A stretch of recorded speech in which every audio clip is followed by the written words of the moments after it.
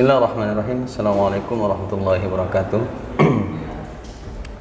Alhamdulillahirabbil alamin wassalatu wassalamu ala asyrafil anbiya'il mursalin wa ala alihi washabbihi rasulillahi ajma'in. Alhamdulillahirabbil alamin, bersyukur kepada Allah Subhanahu wa taala, kemudian berselawat kepada baginda Rasulullah sallallahu alaihi wasallam. Baik pemirsa kaum muslimin muslimat dimanapun Anda berada, kita sudah ada kedatangan narasumber kita, Al-Ustaz Syahrizul. Beliau merupakan tenaga pendidik dan juga kepala sekolah. Kita sapa dulu beliau. Assalamualaikum Ustaz. Waalaikumsalam warahmatullahi wabarakatuh. Sehat Ustaz ya? Alhamdulillah sehat. Alhamdulillah. Mudah-mudahan Ustaz selalu dalam keadaan sehat serta Amin. Amin. Sukses dalam menjalankan amanah sebagai seorang muslim. Baik, pemirsa, pada siang hari ini kita akan membahas topik mengenai kesenjangan sosial Ustaz ya. Problematika sosial, hal-hal yang berkaitan dengan kondisi sosial masyarakat hari ini. Hal-hal yang berkaitan dengan kondisi sosial masyarakat, karena kita melihat masyarakat kita begitu sibuk dengan berbagai kegiatannya, maka ini kita akan angkat bagaimana fenomena sosial ini, dan nanti Ustadz juga bisa memberikan sebuah solusi-solusi dalam menyikapi, mencari jalan keluar bagaimana seyogianya menjadi masyarakat yang baik atau masyarakat yang memiliki solusi. Silakan Ustaz. Ya baik, Assalamualaikum warahmatullahi wabarakatuh. Terima kasih. Pada siang ini kita akan berbicara sedikit tentang peristiwa yang terjadi di masyarakat atau keadaan kondisi masyarakat kita hari ini. Iya. Kita lihat masyarakat Islam khususnya, kita hari ini itu berbenturan satu dengan yang lain, ya, ulama antar ulama, kemudian ustadz antar ustadz, gitu ya, kemudian antara satu harokah dengan harokah yang lain, itu kita semacam berebut tempat, saling klaim paling benar dan kemudian yang paling absah di antara yang lain. Tentu saja ini secara merugikan umat Islam. Ya. Yang satu merasa paling benar, yang lain tentu tak terima ketika mereka dibilang. Jadi mafhum mukhalafahnya itu, kalau ini dianggap paling benar, tentu yang lain artinya itu salah atau keliru. Jadi itu yang kita lihat terjadi pada hari ini, sehingga umat Islam, sesama umat Islam itu saling berbenturan. Ya. Dan ini tentu saja sangat-sangat merugikan umat Islam. Apalagi di media sosial. Media sosial itu riuh sekali, media sosial kita ini ribut, ya. Kenapa media sosial kita itu ribut? Karena semua orang bicara. Orang yang tidak memiliki kapasitas di situ juga bicara. Orang yang tidak memiliki kapasitas politik bicara politik. Orang yang tidak memiliki kapasitas bicara tentang pendidikan, kemudian urun saran tentang pendidikan. Orang yang tak mengerti agama sama sekali, ya kemudian tiba-tiba membuat statement di media sosial, dan itu membuat keriuhan-keriuhan yang sepertinya tiada akhir. Belum selesai satu, udah muncul yang lain. Semua orang berkomentar. Dan lebih parah lagi, orang yang berbeda agama dengan kita kadang-kadang juga nyebrang, ya, atau kita nyebrang ke tempat orang lain. Nah itu juga semakin memperkeruh suasana, ya, sosial keagamaan kita, sehingga hari ini keriuhan itu terasa sekali terjadi di sekitar kita, dan ini membuat energi kita habis, ya, membuat energi kita tersedot untuk hal-hal yang demikian. Padahal sebenarnya banyak energi yang bisa kita gunakan untuk hal-hal positif lainnya, yang membicarakan hal-hal yang konstruktif. Kalau sekarang kan itu saling menjatuhkan, ya kan, saling menjelek-jelekkan, saling memaki, saling menanam bibit kebencian antara satu dan lain. Tentu saja bangsa ini, ya, umat ini menjadi rugi dengan keadaan-keadaan seperti ini. Itu yang terjadi hari ini. Itu yang terjadi saja di berbagai media. Ya, media sosial yang paling ramai itu media sosial. Media mainstream, kalau media mainstream masih standar jurnalistiknya masih dipegang oleh para jurnalisnya.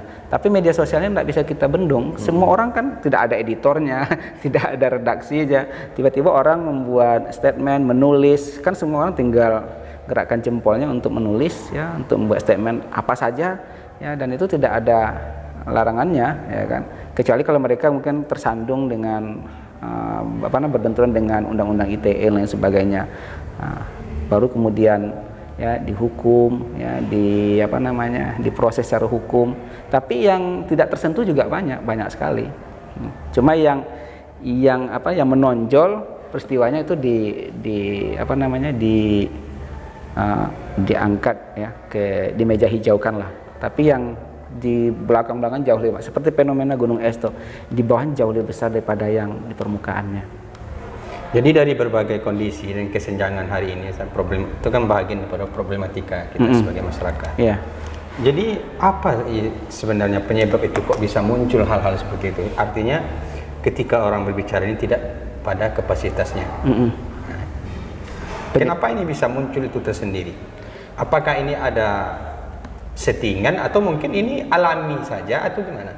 Ya, kalau kita lihat kan kita dulu ya zaman Orba itu kan untuk berbicara itu sulit sekali, apalagi yang kalau beririsan dengan politik misalnya, dengan pemerintahan itu kan susah sekali zaman Orde Baru. Kemudian ketika keran reformasi itu dibuka, ya itu seolah-olah berbicara apa saja boleh, ya kan, sampai seolah tidak ada batas, semua orang berbicara. Jadi awal mulanya ketika kita berbicara sebebas ini nih di Indonesia ini, ya sebenarnya untuk kebebasan kita ini sudah bagus, tetapi kebebasan kita ini kadang-kadang kebablasan. Itulah contohnya, semua orang berhak seolah-olah berhak bicara apa saja, seolah-olah semua orang punya otoritas ya untuk berbicara apa saja, padahal mereka tidak punya otoritas untuk itu. Padahal ada etika berbicara itu ya etika berbicara, kalau dia ingin menyampaikan sebuah pendapat dia harus otoritatif, ya kan, harus memiliki otoritas untuk berbicara. Kalau dia ingin bicara agama, ya dia harus mengerti agama dengan baik, ya supaya tidak menyesatkan orang. Kalau bicara pendidikan, dia juga harus mengerti pendidikan dengan baik supaya tidak membuat orang nanti tersesat dengan apa yang dia sampaikan. Nah, yang terjadi sekarang itu ya seperti itu. Semua orang bicara apa dan followernya yang banyak kalau di media sosial itu ya, itu diikuti oleh para followernya, padahal yang dibicarakan, yang ditulis itu kadang-kadang jauh dari kaidah kebenaran gitu. Nah, tapi begini, ada sebuah ajaran ya kepada kita sebenarnya umat Islam ini, ada al-adabu fauqa ilmi gitu kan. Adab itu jauh lebih berharga dari ilmu pengetahuan, atau adab itu berada di atas ilmu pengetahuan. Nah, kadang-kadang orang berilmu pun ketika berbicara mereka tidak menimbang ya, tidak mempertimbangkan apakah ucapannya ini, apakah tulisannya ini memberi manfaat atau memberi mudarat. Mungkin saja dari sisi akademis benar, tetapi pengaruhnya ke masyarakat itu bisa saja berbeda dari yang seharusnya. Jadi seharusnya yang menjadi pertimbangan di muka di awal itu adalah ini, ketika saya menulis ini, ketika saya berbicara ini, kira-kira memberi manfaat tidak ke masyarakat itu. Jadi asasnya kemanfaatan. Ya, kalau asas kemanfaatan ya tentu itu diperlukan kepekaan seseorang untuk menimbang itu. Ya, disitulah ada kebijaksanaan ya, wise atau tidaknya seorang. Jadi orang bijak itu berpikir dulu baru bicara, ya. Tapi kalau orang sebaliknya, orang yang tidak bijak, bicara dulu baru berpikir gitu. Nah, gitu kira-kira yang fenomena yang terjadi di hari ini masyarakat kita. Banyak persoalan-persoalan di negara kita, masyarakat kita yang tidak sesuai berbicaranya. Padahal secara apa yang saya sampaikan tadi, adab itu adalah di atas ilmu saja. Artinya ada etika-etika ketika kita mengeluarkan sebuah pendapat atau statement atau sebuah informasi, itu mesti berada pada kelayakan kebenaran saya, supaya tidak menimbulkan perang atau tidak menimbulkan hoax dan fitnah yang nanti akan merugikan diri kita sendiri. Ya benar, tidak semua orang harus berbicara gitu kan. Kita ini betul-betul riuh media sosial kita ini. Mendengarnya. Iya. Kita ini betul-betul riuh, semua orang bicara. Ndak jelas juntrungannya ya. Kadang-kadang mereka bersumber dari satu berita itu tidak dibaca sampai selesai, dan kemudian tidak dikonfirmasi kebenarannya, tiba-tiba itu jadikan dalil jadikan alasan ya untuk membuat sebuah katakanlah pengumuman, statement dan lain sebagainya. Nah, itu akan menyesatkan banyak orang ya, karena media sosial tidak semua orang memiliki kemampuan untuk menyaring informasi yang masuk. Ya, memfilter informasi yang tersedia di platform media sosial itu. Kadang-kadang orang-orang awam begitu menerima itu langsung share, ya, langsung komen, tanpa ya, dibaca dulu, tanpa ya, dibaca atau tanpa dilihat ininya apa namanya itu, cross check, ya, tanpa di cross check sebuah berita atau informasi itu, dan itu pasti membahayakan. Nah, dan itulah yang mengguncang, yang mengkotak-kotak, kemudian yang membuat masyarakat kita terbelah dan lain sebagainya. Cobalah kita perhatikan, ada statement tapi komentarnya apa? Ada berita tapi komentarnya apa? Nanti kemana-mana coba kita baca di YouTube, di media sosial lain itu kan. Mereka bikin statement apa tapi komentar di bawah itu kadang nggak nyambung dengan apa yang ditulis di atas itu. Nah, itulah keadaan yang sebenarnya sangat berbahaya itu. Dan saya setuju, di satu sisi setuju pemerintah menertibkan itu. Jadi orang berbicara sesuai dengan kapasitasnya. Karena kalau orang tidak berbicara sesuai dengan kapasitasnya, itu sama saja hoax itu kan. Karena dia tidak menyampaikan sesuatu berdasarkan keahliannya. Ya, bisa saja dia plagiat, atau bisa saja yang disampaikan itu benar-benar salah kan, yang disampaikan itu tidak sesuai dengan, ya misalnya tidak sesuai dengan kajian-kajian akademis, ya kan, berdasarkan asumsi belaka, dan itu cenderung menyesatkan, cenderung membuat masyarakat bingung nih benar apa enggak nih, ketika dilakukan ternyata itu sesuatu yang keliru. Ya, kalau dalam dunia kedokteran kalau terjadi malpraktek ya, itu kan berbahaya kan. Begitu juga ketika kita salah dalam menerima sebuah informasi, sangat berbahaya sekali. Itu membuat negara ini kacau, kampung kita ini jadi ribut, riuh, pokoknya macam-macam lah yang terjadi seperti kita lihat hari ini. Jadi kondisi kita ini sekarang kan misalnya kita berada di era digital, artinya IT, teknologi. Satu sisi kan teknologi ini sangat membantu kita dalam hal berbagai aspek lah, baik itu disiplin keilmuan, melihat kondisi sosial, kemudian politik, ataupun informasi-informasi keagamaan. Kemudian Ustaz, dalam hal ini, karena kita berbicara era digital ini, bagaimana seyogyanya kita sebagai masyarakat bangsa ini menggunakan teknologi ini secara bijak? Ini kan tidak salah, Android itu tidak salah, smartphone itu tidak salah.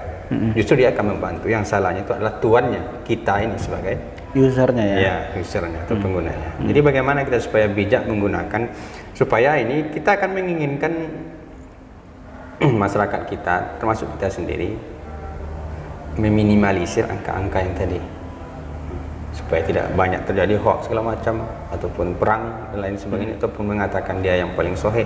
Nah, bagaimana Ustaz? Ya, sebenarnya seperti yang tersampaikan tadi kan, alatnya tidak ada agamanya, tidak ada halal haramnya kan. Kadang mengatakan Facebook haram, kemudian Instagram dan sebagainya. Kemudian Android ya, ada yang mengharamkan gitu kan. Alat ini tidak ada hukumnya, baru ada hukum ketika itu digunakan untuk apa. Ya. Kalau digunakan untuk hal baik ya bisa hukumnya menjadi boleh kan, tetapi ketika digunakan untuk hal buruk ya itu bisa berubah hukumnya jadi haram kan. Ketika digunakan untuk buruk telah hukumnya berubah menjadi haram. Jadi ini perlu kita klarifikasi juga nih kan. Kan ada yang menyebut ini haram dengan mudahnya menggunakan TikTok ya. Tapi itu sebenarnya tergantung siapa yang menggunakan. Ya, dan apa konten yang ada dalam itu. Kalau kontennya baik, kontennya untuk kebaikan, kenapa tidak? Nah, itu dari sisi alat, kemudian platformnya ya, kayak media sosial ya. Jadi tergantung kayak pisau. Kalau pisau itu digunakan untuk hal-hal baik ya malah berpahala kan, mendatangkan manfaat. Tapi kalau digunakan untuk musuh orang atau apa orang ya jelas berdosa, haram kan. Nah, kemudian apa yang harus kita lakukan dengan kita nggak bisa membendung teknologi informasi hari ini kan, karena luar biasa, serbuannya itu luar biasa, belum selesai yang ini datang lagi yang baru gitu kan, sesuatu yang baru. Dan memang begitu tabiat teknologi itu kan, selalu berkembang dengan sangat pesat sekali, bahkan melampaui yang seharusnya. Nah, terlalu tinggi misalnya. Iya, Islam kan sebenarnya udah ngajarkan bagaimana. Yang pertama tuh yang jelas kita ini kan bagaimana tabayun kan. Ketika mendapat sebuah informasi, kita tabayun, konfirmasi lah. Nah, ini kebenarannya, benar atau tidak. ya kalaupun berita itu benar, kita tidak harus juga menyebarkannya. Ya kalau kira-kira menurut kita ini tidak bermanfaat disebarkan gitu kan. Misalnya ada orang melakukan ini tindakan asusila dan sebagainya, itu kan aib tuh. Aib. Nah, itu kan ketika kita konfirmasi itu benar, iya benar dilakukan gitu misalnya. Tetapi apakah itu layak kita sebarkan ke orang? Itu yang pertama. Padahal itu aib misalnya. Ya aib, ada yang tidak layak juga kita, walaupun itu benar, tapi tidak harus kita share juga kan. Ini jadi konsumsi publik jadinya. Jadi konsumsi publik, dan itu menjadi fitnah, menjadi apa namanya, menjadi sesuatu yang ya apa namanya, ya menyedot energi masyarakat juga untuk membicarakannya kayak apa gosip-gosip begitu kan. Dan kalau dalam apa kan itu kalau benar tuh ghibah namanya, kalau tidak benar fitnah, kalau benar pun ghibah kan. Tetap aja berdosa, dua-duanya tetap berdosa. Nah kemudian yang pertama itu tadi kita tabayun, yang kedua yaitu kemampuan kita ya untuk menahan diri itu tadi. Ya, menahan. Ini karena yang susah. Kita mudah terangsang. Ya itulah diperlukan ini apa namanya, itulah ibda binafsik, kan kita mulai dengan diri kita sendiri, menahan diri untuk tidak, minimal tidak, kalau tidak bisa menahan untuk bikin status atau bikin apa namanya ya tulisannya, tahan diri untuk berkomentar gitu kan, tidak mengomentari hal-hal yang kita nggak ngerti sepenuhnya. Kita kan sering mengomentari hal-hal yang kita tidak paham seutuhnya. Nah itu yang sering terjadi di kalangan kita ini kan. Kita nggak ngerti urusan nih. Tiba-tiba kita berkomentar ya sesuatu yang tidak kita pahami secara utuh. Kalaupun benar komentar kita, belum tentu juga dibutuhkan kan komentar kita itu. Jadi menahan diri. Bagaimana menahan diri itu? Ya perlu latihan. Ya. Jadi perlu juga kita mendengar dulu ya. Ya kita dengarkan ya kan. Kan sebenarnya kita harusnya lebih banyak mendengar kan daripada berkata-kata, daripada harus membuat sesuatu yang itu tadi kembali lagi asasnya manfaat. Benar pun sesuatu itu, kalau kira-kira tidak bermanfaat, tidak usah diinikan, tidak usah di-share kalau sifatnya informasi tadi kan, karena bisa menjadi fitnah juga. Nah, kalau kemudian ukurannya benar dan bermanfaat, barulah kita share. Jadi ukurannya itu. Jadi itu yang kita latih kira. Tapi kadang-kadang kita kan ini tuh, kita nggak berpikir ini bermanfaat atau tidak. Pokoknya begitu dapat, seolah ini penting. Bahkan ada teman-teman kita, coba tengok di grup-grup media sosial itu, di WhatsApp misalnya. Ada yang setiap hari itu menyampaikan berita buruk saja tuh. Ambil dari apa namanya, dari berita ya, berita online misalnya, berita online. Kemudian mereka bagi di grup itu, setiap hari mereka membagikan informasi-informasi yang negatif saja kan. Ada orang yang seperti itu, padahal itu tidak ada manfaatnya kan. Bahkan pagi-pagi bangun-bangun ketika buka WhatsApp, itu informasi buruk pertama yang kita diterima di otak kita. Langsung hang otak kita. Langsung, ya otak kita langsung ini, pagi-pagi udah dapat nutrisi negatif kan, itu jelas tidak baik kan. Nah, ada orang yang seperti itu. Jadi kemampuan menahan diri ya untuk tidak untuk tidak berkomentar, untuk tidak membuat statement, membuat status misalnya kan. Yang kalau tidak ada manfaatnya, tidak benar dan tidak ada manfaatnya. Memang perlu latihan, tidak bisa sehari dua hari. Kepekaan kita. Ya. Nah, kadang-kadang kita tidak punya kemampuan mengukur ini bermanfaat atau tidak. Mindset aja, ya kan. Jadi perlu ada kepekaan kita untuk mengukur itu bermanfaat atau tidak, dan kemudian mengklarifikasi kebenarannya suatu informasi itu atau tidak itu. Ya, baik pemirsa. Sampailah kita di penghujung perbincangan kita pada sore hari ini ataupun siang hari ini. Jadi apa tawaran solusinya secara sederhana untuk menyikapi ini supaya kita menjadi masyarakat yang cerdas? Ya, yang pertama kita harus meningkatkan literasi kita. Literasi itu bukan hanya membaca, ya, tetapi juga kecerdasan kita kepada informasi-informasi yang beredar di sekitar kita. Ya, kemudian menambah ilmu pengetahuan kita juga, karena semakin meningkat literasi kita, maka hoax dengan sendirinya menurun. Karena kita mampu untuk memilah ini menurut logika ini benar atau tidak. Karena banyak orang gagal berlogika kan. Nah, jadi tingkatkan literasi, tingkatkan ilmu pengetahuan kita, ya, maka hal seperti itu dengan sendirinya tereliminir. Nah, masalahnya sekarang kan sedikit orang yang punya kemampuan literasi yang baik gitu kan. Bahkan di kalangan yang kita anggaplah perguruan tinggi, ya tingkat literasinya juga rendah kan. Bahkan maka ikut ikut nimbrung juga di hal-hal yang begini. Seharusnya mereka menjadi menjadi penerang di masyarakat gitu kan, ya, menunjukkan mana jalan yang terang, mana jalan yang tidak seharusnya ditempuh. Tapi kadang-kadang insan-insan intelektual itu secara tidak sadar mungkin mereka kadang-kadang terjun di situ. Kita lihat tuh perdebatannya di media sosial tuh, beberapa kalangan intelektual kita terlibat juga di dalamnya.